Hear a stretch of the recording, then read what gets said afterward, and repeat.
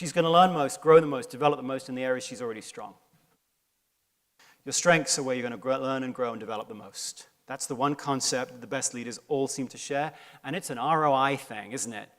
David Ricardo, the 18th century British economist, said that there is a law of comparative advantage.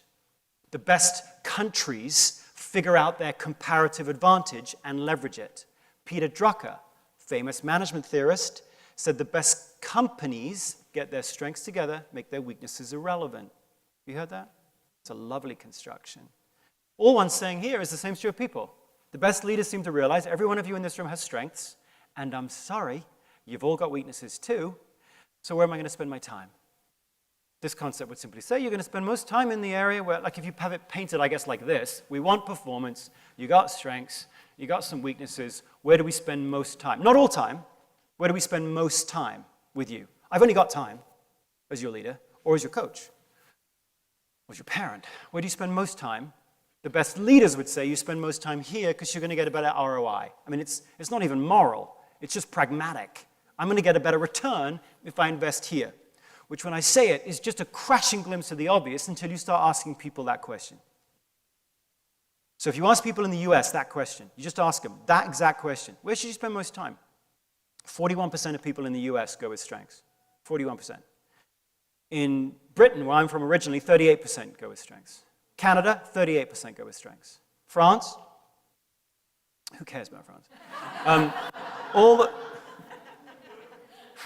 Whenever I get that, I just can't resist not saying that. I don't know what that is. I love the French. But anyway, 35% in France, all the way down to the two least strengths-focused nations in the world, Japan and China, 24%.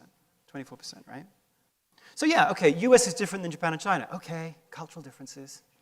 But there isn't a single country where more than 50% go with strengths, guys. Not a single country in the world. Misquote Madonna, we live in a remedial world. We live in a remedial world. We live in a world that is fascinated by this, that tends to take this for granted. Why do we do that? By the way, I thought Gen Y would be the antithesis of that. Gen Y, some of you are Gen Y. I thought, you know, come on, pretty cosseted generation, Gen Y. Pretty overpraised, perhaps even. Generation that got a prize for coming in 7th on the sports field. Well done, you. You were 7th. She was 8th, not you. 7th you were. Very volunteerist generation, Gen Y. Actually believe they can make a difference in the world. Poor fools. But they, sorry, it's Gen X. Like, we were jaundiced at 15, weren't we? There were Gen X's in the room, right? We were pretty sure the world was going to hell in a handbasket. It was just a matter of time. So now we're cowering in the corner, waiting for the world to collapse. But Gen Y is like, hey, no, we can do it. So I thought, right, you have that generation. You think, well, gosh, if you ask them this question, they're going to go with their beautiful, strengthy strengths. No, they're the most remedial of all the generations. Right, they're the most remedial. Jenny says that you don't actually call them millennials. We actually call them the teacup generation because they're superficially shiny, the veneer of confidence, and then you drop them, they shatter. And so you're, not you maybe, but we're hiring them from the dark blue bar, not the light blue bar. Most of the people joining the world of work right now have much more fascination with who they aren't and how to fix it than who they are and how to leverage it. And you get them as clients. Maybe not now immediately, maybe they're too young, but you'll get them.